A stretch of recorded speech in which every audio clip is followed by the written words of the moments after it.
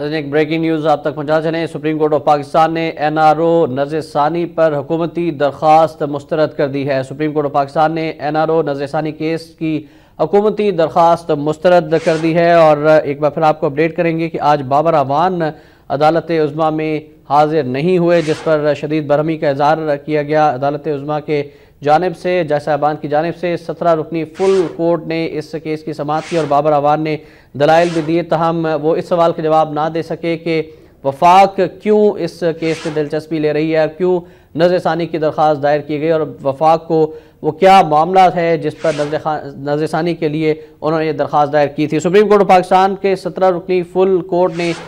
جب اس کیس کی سماعت کا نذر ثانی کیس کی سماعت کا آغاز کیا تو اسے ریمارکس آئے کہ یہ بدبودار اور کالا قانون ہے، لیکن وفاق اس کی حمایت کیوں کر رہا ہے۔ ہمارے ساتھ ماجد جلال ہیں جو کہ اس وقت سپریم کورٹ پاکستان میں موجود ہیں۔ جی بتائیے گا ماجد، NRO نذر ثانی درخواست مسترد کر دی گئی ہے، سپریم کورٹ آف پاکستان کا فیصلہ آ رہا ہے، اس والے سے مزید کیا ڈیٹیلز ہیں آپ کے پاس؟ احتشام، دیکھیں کہ نذر ثانی کے حوالے سے جو NRO میں حکومت کی جانب سے درخواست دائر کی گئی تھی اور اس کی سماعت کے دوران بھی یہ پوائنٹ واضح طور پر اٹھایا جاتا رہا کہ وفاق اس NRO فیصلے سے کس طرح متاثر ہوا۔ بابر اعوان اس سلسلے میں پہلے بھی بتایا جا چکا ہے کہ واضح موقف عدالت میں پیش نہیں کر سکے تھے، حتیٰ کہ 5 دن سپریم کورٹ میں اس کیس کی جو درخواست ہے اس کی سماعت جاری رہی ہے، اور ان 5 دنوں میں بابر اعوان کی جانب سے نہ تو جو ریلیونٹ پیراگراف تھے وہ عدالت میں دیے گئے اور نہ ہی فیصلے میں سے کوئی ایسی خامیوں کی نشاندہی کی جا سکی جس سے فیصلے پر نظر ثانی کی جا سکتی، یا نہ ہی کوئی وہ چیزیں بتائی جا سکی جس سے وفاق متاثر ہوا۔ آج عدالت نے اپنے سماعت کو کنکلوڈ کرتے ہوئے اور تمام درخواستیں اس میں نپٹاتے ہوئے اپنا فیصلہ جاری کر دیا ہے، اور فیصلے میں کہا گیا ہے کہ حکومت کی جانب سے جو نظر ثانی کی درخواست تھی وہ مسترد کی جاتی ہے، اور یہ جو درخواست ہے وہ اسی گراؤنڈ پر مسترد کی گئی ہے جس پر آج آرڈر میں لکھوایا گیا ہے کہ حکومت اپنا مقدمہ ٹھیک طرح سے پیش نہیں کر سکی تھی۔ تاہم اس سلسلے میں آپ کو بتاتا چلوں کہ جب آج صبح اس کیس کی سماعت شروع ہوئی اور بابر اعوان جن کی جانب سے اس مقدمے میں نظر ثانی کی درخواست میں ایک الگ سے نئی دستاویز پیش کرنے کی درخواست دائر کی گئی تھی، اس کی سماعت شروع ہوئی تو بابر اعوان بارہا عدالتی حکم کے باوجود اور عدالتی پیغامات کے باوجود عدالت میں موجود نہیں تھے، اور ان کی جانب سے لا سیکٹری نے عدالت کو بتایا کہ وہ لاہور کسی ذاتی مصروفیت کی وجہ سے گئے ہیں، جس پر جسٹس انور ظہیر جمالی نے اپنے ریمارکس میں ناراضگی کا اظہار کرتے ہوئے کہا کہ عدالت ان کو کل سے بلا رہی ہے اور وہ جان بوجھ کر عدالت میں نہیں آئے ہیں۔ تاہم احتشام جو سب سے اہم بات تھی اور جو بہت ایک سسپینس کریٹ کر رہی تھی وہ نئی دستاویز تھی جس کے حوالے سے عدالت نے پہلے اجازت نہیں تھی دی تھی، تاہم اس کے بعد جب اجازت دی گئی تو بابر اعوان پیش نہیں ہوئے، اور آج بابر اعوان کی عدم موجودگی پر سختی سے جو حکم دیا گیا لا سیکٹری مسعود چشتی کو وہ ان کاغذات کو پڑھیں، آخر ان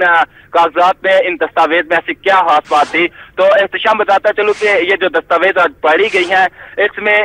یہ جتنی بھی دستاویز ہیں اس میں اس خط و کتابت کا ذکر کیا گیا ہے جو نواز شریف دور میں یہ سوئس گورنمنٹ کے ساتھ کی گئی تھی منی لانڈرنگ کیس کے حوالے سے، اور صدر آصف علی زرداری کے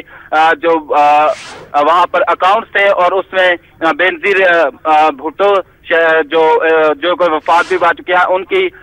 ان کے بھی اکاؤنٹس شامل تھے، ان کے حوالے سے یہ خط و کتابت کی تفصیلات آج عدالت میں پیش کی گئی ہیں، جس میں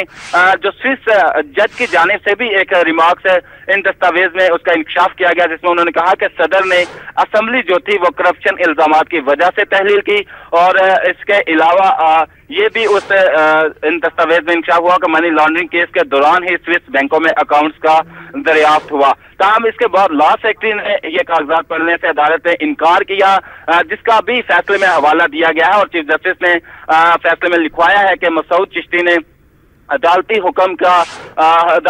کی جو تکمیل نہیں کی، عدالت ان کے خلاف توہین عدالت کی کارروائی تو نہیں کرتی، تاہم ناراضگی کا اظہار ضرور کرتی ہے اور اس کو فیصلے میں لکھا جائے گا۔ اس کے بعد ان دستاویز میں جو مزید انکشافات ہوئے اس کے مطابق خط و کتابت جو تھی وہ نواز شریف دور میں وزارت قانون، اٹارنی جنرل نیب اور سوئس حکام کے درمیان ہوئی، اور یہ خط جو لکھے گئے تھے وہ سابق اٹارنی جنرل چودھری فاروق کی جانب سے لکھے گئے تھے، اور انہوں نے ہی سوئس گورنمنٹ سے تمام تفصیلات طلب کی، اور انہوں نے ہی تمام اکاؤنٹس منجمد کرنے کے لیے سوئس गवर्नमेंट को खत लिखा था। इस पर नासिरुल मुल्क और तमाम जजेस का कहना था कि हम नहीं चाहते थे कि उन शख्सियात का नाम सामने आए या उनकी दोबारा बदनामी हो और अवाम और लोग जो है ये देखें कि किस तरह इन तमाम मुकदमात में हुआ। और इस हवाले से बताता चलूं, वाज़ेह करता चलूं कि बेनज़ीर के नाम पर सुप्रीम कोर्ट ने आज इतराज किया था कि उनका नाम सामने नहीं आना चाहिए था, ताहम ये हुकूमत की जानिब से इसरार था और ये इसरार इस कदर शदीद किया जा रहा था जिस तरह के जमीन आसमान एक हो जाएंगे अगर अदालत ने इन दस्तावेज को पढ़ने की इजाजत ना दी। इससे के हवाले से जस्टिस नासिरुल मुल्क ने मजीद कहा कि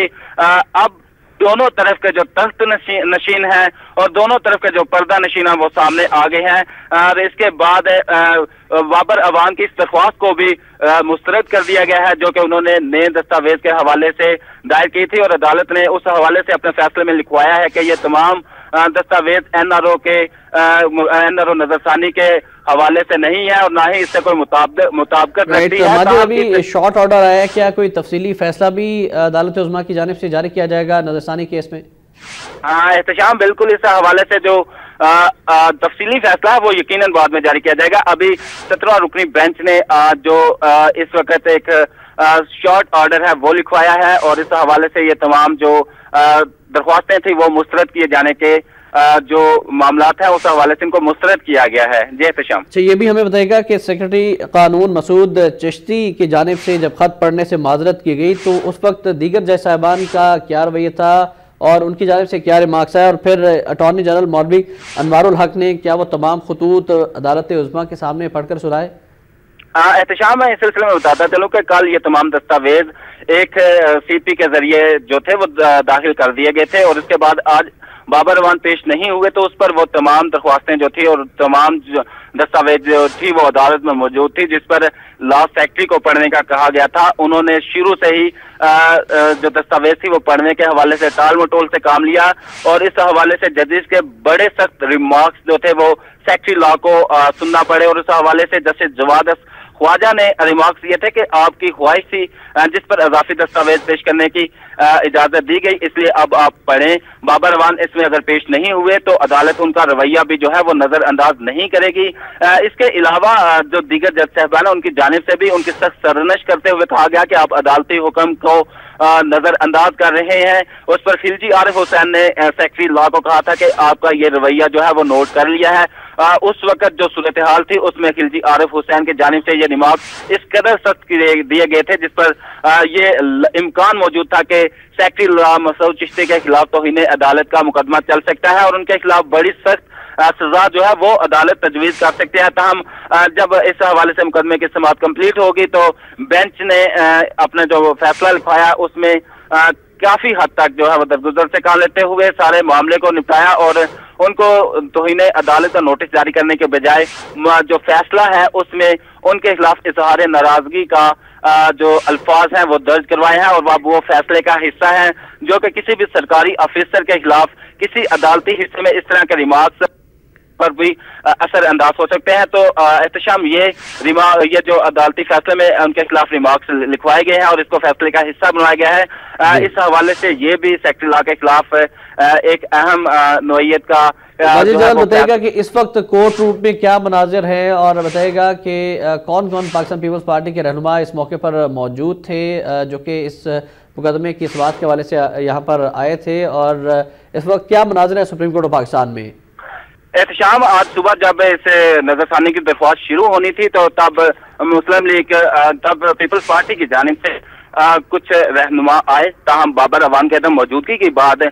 ये तमाम जो रहनुमा थे और इनमें आज भी काबिल जिक्र रहनुमा भी अदालत में मौजूद नहीं थे वो वापस चले गए। ताहम उसके बाबर अवान के असिस्टेंट अदालत में मौजूद रहे, अटॉर्नी जनरल मौजूद थे और सेक्रेटरी लॉ मौजूद थे जिनकी जानिब से मजीद केस की जो है वो पैरवी की गई और उसके बाद ये फैसला सुनाया गया। तो इस हवाले से जो फैसले के बाद की सूरत हाल है वो कोर्ट में का कोई भी रहनुमा मौजूद नहीं है जिससे इस फैसले के बातचीत की जा सकी है। की जा सके और ना ही कोई दीगर पार्टियों के लोग इस वक्त मौजूद हैं। तो जो एक माहौल होता है कि यहाँ पर पीपल्स पार्टी या दीगर जमातों के कोई अरकान होते हैं और कोई गहमा गहमी होती, तो सुप्रीम कोर्ट के बाहर इस तरह की गहमा गहमी इस वक्त देखने में नहीं आ रही, बल्कि जो दीगर